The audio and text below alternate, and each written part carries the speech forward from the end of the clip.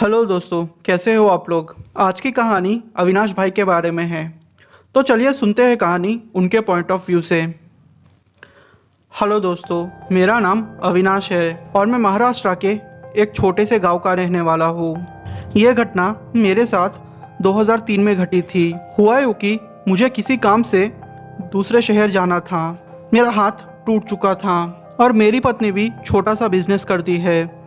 उसको भी दूसरे शहर से कुछ सामान लेने जाना था। तो हम दोनों ने सोचा कि क्यों ना हम दोनों साथ मिलके जाते हैं और मेरा काम ख़त्म होते ही मैं मेरी वाइफ को ज्वाइन कर लूँगा और वहाँ से वापस आ जाएंगे।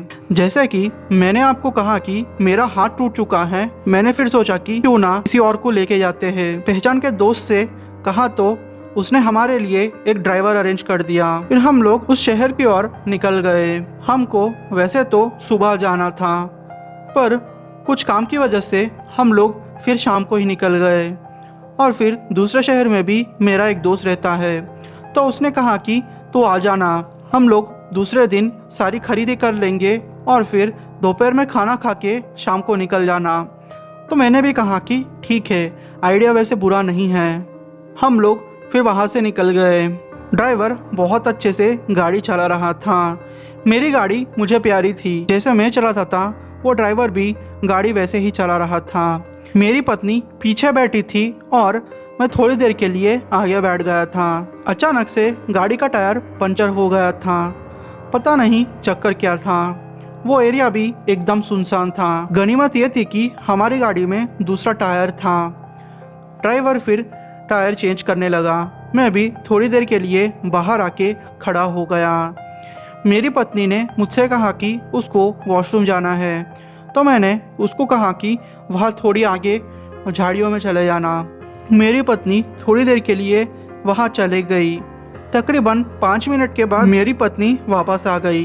पता नहीं जब वो वापस आई थी तो वो अलग तरीके से बिहेव कर रही थी, जैसे कि मुझे घूर रही थी और धीरे धीरे चलते हुए आ रही थी। मैंने सोचा शायद थक गई होंगी, इसलिए मैंने उसको कार में बिठा लिया। चेंज करके हम लोग फिर आगे बढ़ने लगे। पता नहीं मेरे ड्राइवर को क्या सूझा, उसने मुझे कहा कि भैया प्लीज़ आप बुरा मत मानना, मैं आपसे कुछ कहना चाहता हूँ। मैंने बोला कोई बात नहीं, तुम कह सकते हो। तो उसने बोला कि भैया भाभी जी की हालत ठीक नहीं लग रही, भाभी जी के साथ कुछ गड़बड़ है। मैंने कहा अरे भाई ऐसा कुछ भी नहीं है, शायद उसकी तबीयत ख़राब है इसलिए वो ऐसे बिहेव कर रही होगी। फिर इसने बोला कि नहीं भैया आप मेरी बात नहीं समझे, आप फिर से मेरी बात सुनिए, भाभी जी के साथ कुछ तो गड़बड़ है भैया। सच बोलूँ तो अब दूसरी बार उसकी बात सुन के मुझे भी थोड़ी घबराहट सी महसूस होने लगी, क्योंकि जब मैंने मेरी पत्नी को अच्छे से देखा तो उसकी आंखें बड़ी बड़ी होती जा रही थी। मुझे समझ में नहीं आ रहा था। मैंने फिर भी खुद को दिलासा देने की कोशिश की कि ऐसा कुछ भी नहीं हो सकता, सब कुछ नॉर्मल है। फिर गाड़ी थोड़ी आगे गई। तकरीबन 10-12 किलोमीटर का वो सुनसान रास्ता था। अचानक से एक गांव जैसा रास्ता आया। जैसे ही गांव का रास्ता आया मेरी पत्नी एकदम नॉर्मल हो गई और नॉर्मल बातें करने लगी। थोड़ा आगे बढ़ते ही तकरीबन 50 या 60 किलोमीटर वो शहर का रास्ता होगा, फिर से कोई सुनसान इलाका आ गया और अचानक मेरी पत्नी ज़ोर ज़ोर से हंसने लगी। सच बोलूँ तो वो हंसी सुनकर मुझे इतना डर लग गया कि मैं जैसे बेहोश हो जाऊंगा। मेरे ड्राइवर ने बात समझ ली। उसने कहा कि भैया आप चिंता मत कीजिए, भैया आप चिंता मत कीजिए, बिना कुछ सुने आगे ही देखते रहिए, इस चीज़ को इग्नोर कीजिए। पर मैं पागल था कि मैंने उस चीज़ को इग्नोर नहीं किया। मैं मेरी पत्नी को घूरते हुए देखने लगा और कहने लगा कि तुम ये क्या कर रही हो, ये नाटक बंद करो। फिर भी वो हंसे ही जा रही थी। एकदम से उसने दरवाज़ा खोला और वो गाड़ी से कूद गई। वो नज़ारा देख के मेरी तो हालत टाइट हो गई थी। फिर मैंने ड्राइवर को गाड़ी रोकने को कहा। ड्राइवर समझ चुका था, उसने गाड़ी रोक दी।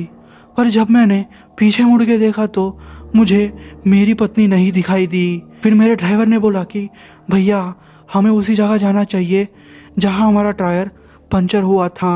तो मैंने भी उसकी बात मान ली। हम लोग अब उसी जगह जाने लगे। जब हम उस जगह जा रहे थे तो मुझे ऐसा महसूस हो रहा था कि हमारी गाड़ी के पीछे कोई है। जब मैंने शीशे से देखा तो मेरी वही पत्नी अब भागते हुए हमारे गाड़ी का पीछा कर रही थी। वो मेरे साइड थी। अब वो जैसे चुड़ैल के अवतार में आ गई थी। वो हवा में तैर रही थी। उसके कपड़े भी बदल चुके थे।